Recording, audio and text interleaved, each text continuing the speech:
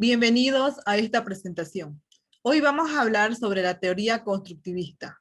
Tenemos como tutor al magíster Jaime Claro, los participantes de este grupo, Analía Zurita Beizaga, mi persona, Edwin Cardona, Jessica Claro, Marta Cecilia Rocha y Olfa Alejandro.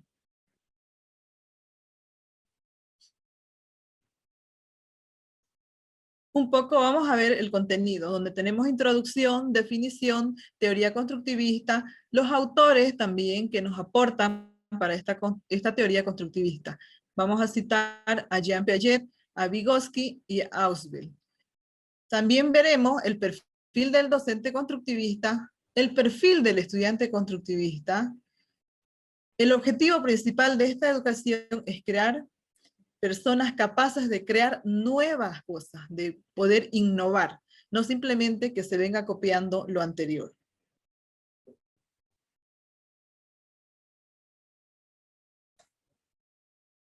Aquí en esta teoría, el profesor pasa a ser un guía, un facilitador, y el alumno pasa a ser el sujeto activo para que él pueda construir su propio aprendizaje. Es decir, él tiene que relacionarse con sí mismo, con los objetos, con sí mismo, su pensamiento, con la sociedad que lo engloba y por supuesto sacar sus propias conclusiones, tiene que estimularse. Estas definiciones las vamos a ver que los autores nos aportan mucho.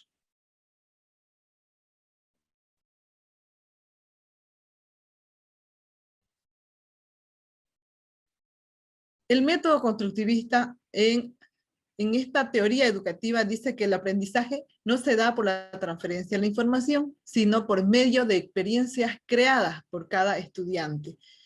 Como podemos observar, aquí el alumno tiene que sacar sus propias conclusiones, su razonamiento de él, tiene que desarrollar sus capacidades, sus habilidades. Y por supuesto él, en base al contenido que tenga el aprendizaje, puede elaborar sus conceptualizaciones, hacer sus análisis. Pero no solo él, sino que también tiene que relacionarse con la sociedad, con el entorno que lo rodea, para poder interactuar y ser activo también en esta participación. Por supuesto que el docente va a jugar un papel muy importante en esto, porque él va a ser el guía que de corazón va a transmitirle, va a guiarle al estudiante toda la teoría que él pueda darle, la pedagogía, las herramientas que puede aportarle para su autoformación.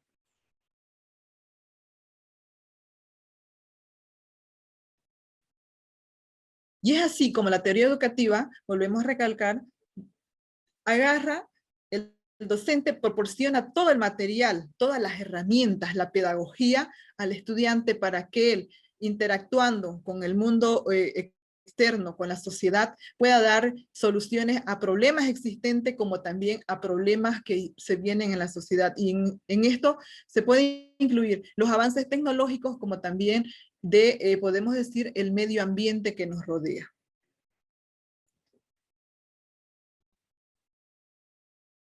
Ahora vamos a describir cada uno de los autores de la teoría constructivista.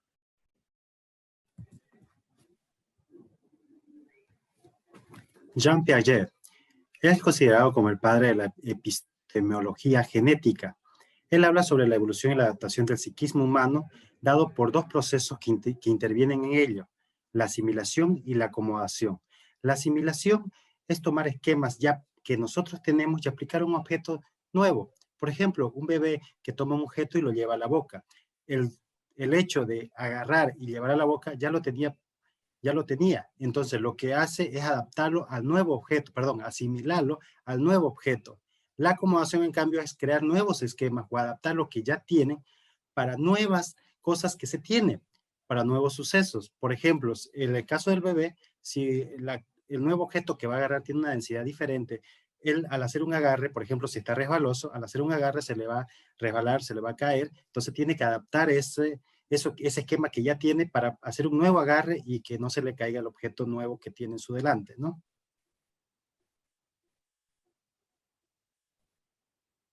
También nos habla sobre los estadios o las etapas. Él creía en que el desarrollo de una persona era lineal, iba por etapa o por estadios. La primera etapa es la sensoriomotriz, que da énfasis a lo sensorial, a lo motriz.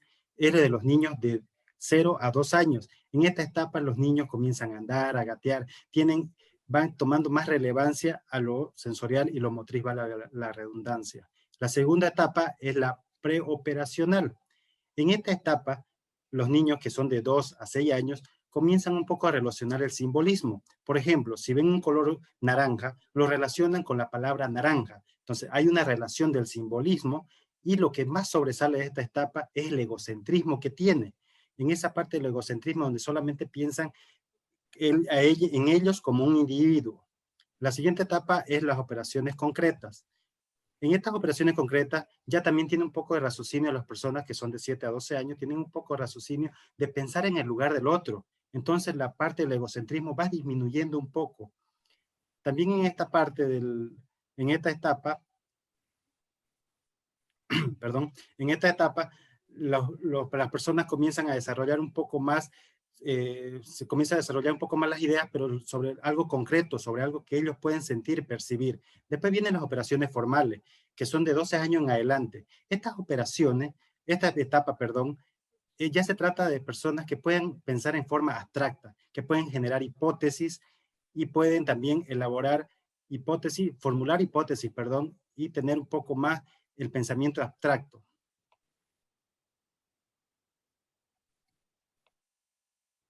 Ahora, las implicancias que tiene esta teoría en la educación, ya que esta es una forma lineal, se ha dado mucho énfasis al material que se puede dar en cada etapa. Esto nos ha ayudado mucho también en los materiales educativos, en los materiales que pueden ser didácticos para los estudiantes en diferentes etapas que se tienen. Pero también ha surgido crítica de los estadios, y es por lo mismo, porque es lineal, dice que para pasar de una etapa a la otra, tiene que superar esa etapa, pero se ha comprobado posteriormente en estudio que esto no siempre es así. Por ejemplo, dicen que una persona que no desarrolla bien el habla no puede hacer razonamientos lógicos. Sin embargo, se ha demostrado que sí, y también de forma contraria, que personas que han desarrollado el habla le cuesta un poco el razonicio lógico.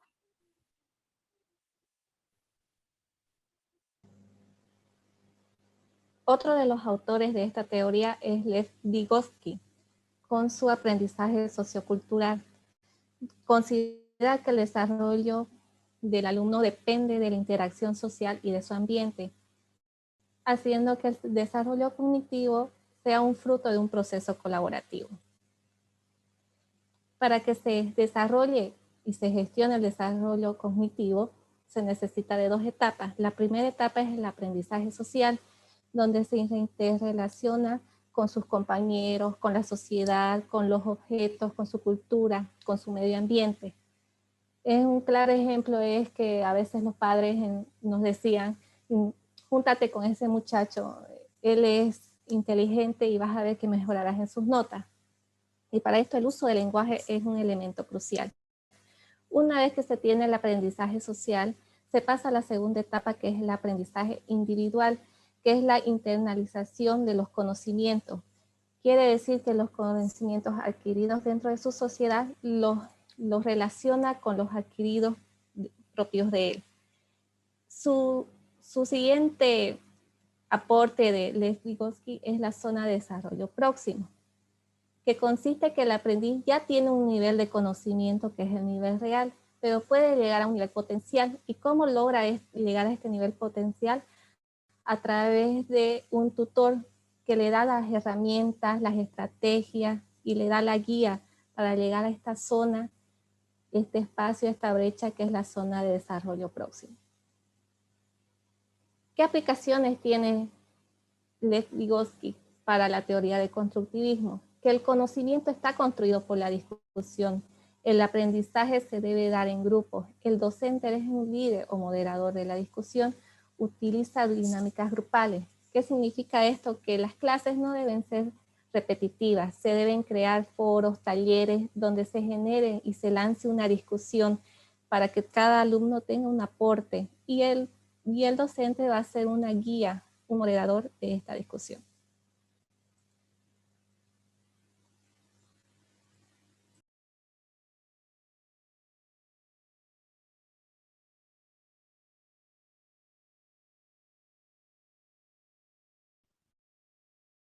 David Ausubel y el aprendizaje significativo.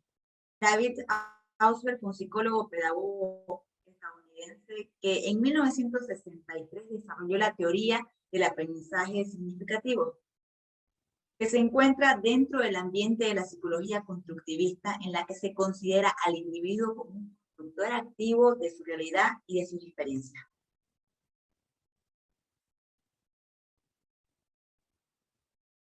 Para entender acerca del aprendizaje significativo, primero nos formulamos la siguiente pregunta.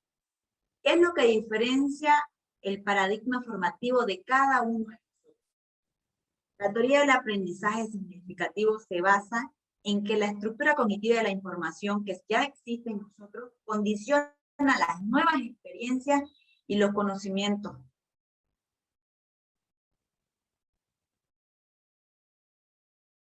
Este aprendizaje es un tipo de aprendizaje donde las personas asimilan los conocimientos nuevos y los asocian a los conocimientos que previamente ya teníamos.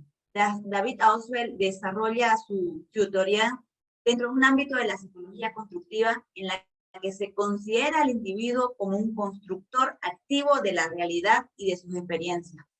Esta teoría se basa en que la estructura cognitiva de la información que ya existe condiciona las experiencias y los conocimientos nuevos. Según el propio Ausubel, nos dice que este tipo de aprendizaje es la forma más completa de aprender. ¿Pero por qué? Porque abarca temas como la motivación, la cognición y las emociones.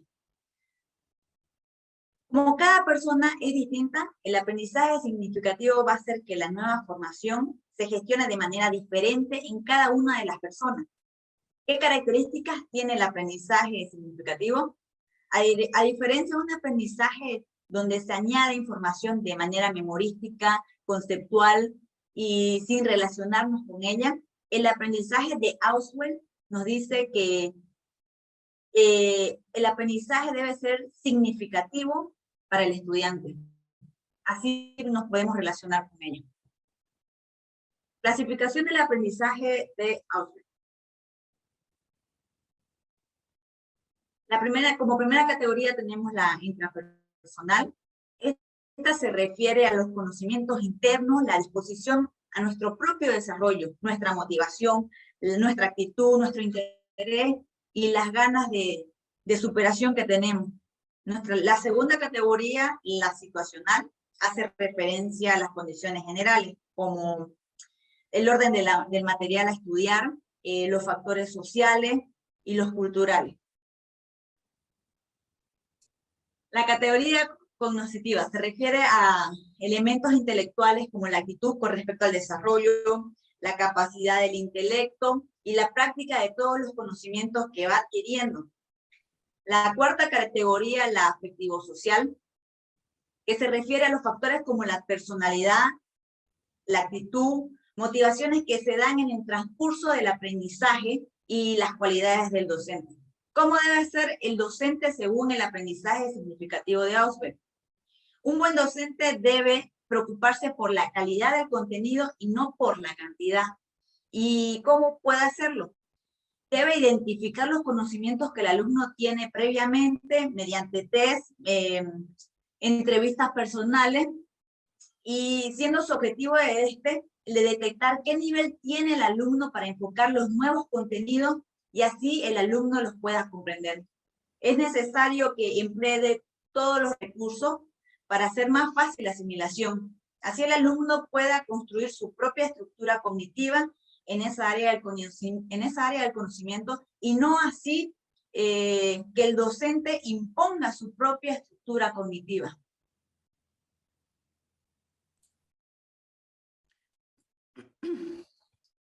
Bien, continuando, una de las características del constructivismo es el aprendizaje significativo.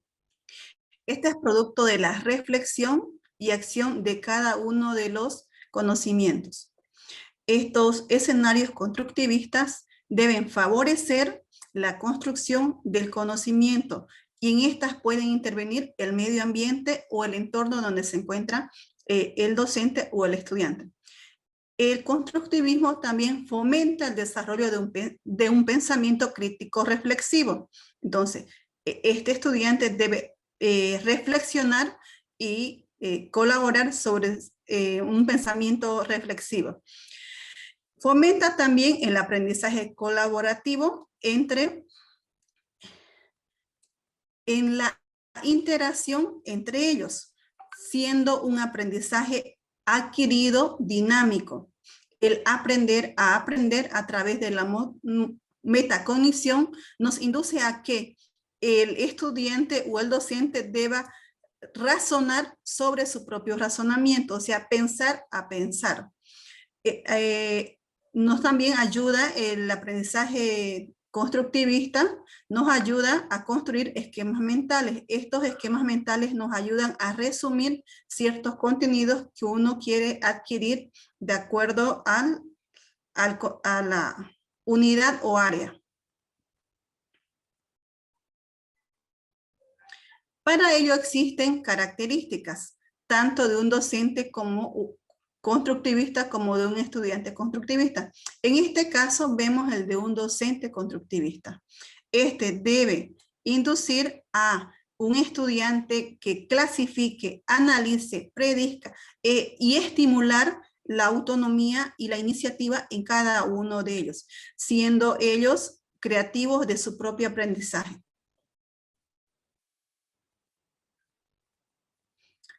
También el docente da respuestas a los alumnos y orienta en las clases, cambia de estrategias de enseñanzas y alteran los contenidos, o sea, se adecua de acuerdo al grado de aprendizaje que necesitan en ciertas etapas de el niño o la niña, adolescente o joven. También trabajan en equipos. El trabajo en equipo es muy importante porque busca la interacción mediante un debate.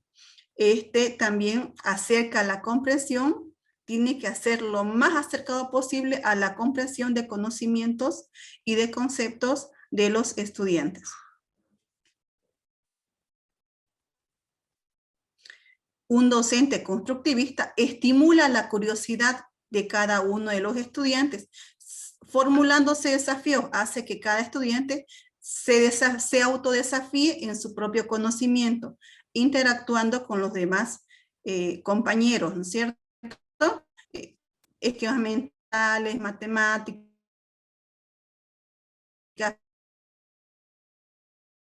física, química, y creando un ambiente colaborativo, el estudiante se exprese en todo su proceso de metacognición o aprendizaje.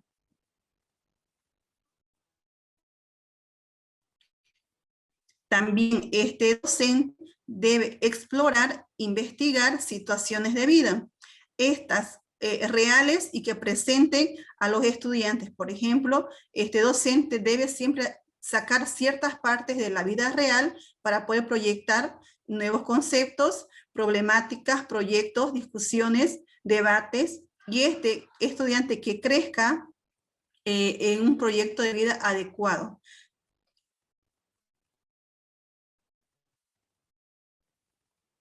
También vemos las características de un estudiante constructivista. Este estudiante constructivista es responsable del propio proceso de aprendizaje. A través de la experiencia, esta contribuye también, debe contribuir en la interacción con los demás compañeros de acuerdo a lo que ha aprendido en el entorno de su clase.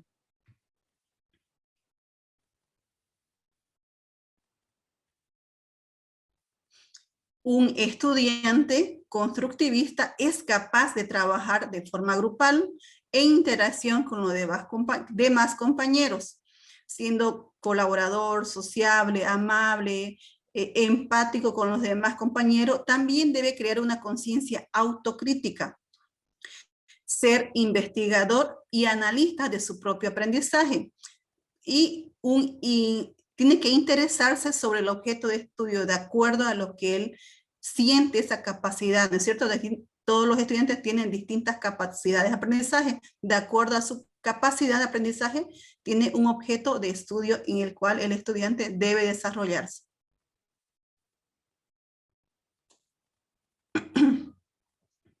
En conclusión, podemos decir de estas tres teorías de Piaget, Vygotsky y Ausubel, este es un método de enseñanza en el que el alumno tiene un rol activo en el proceso de enseñanza-aprendizaje, logrando con facilidad adquirir conocimientos propios con base en conocimientos ya existentes en su entorno, en su comunidad. O sea, el estudiante ya tiene conocimiento.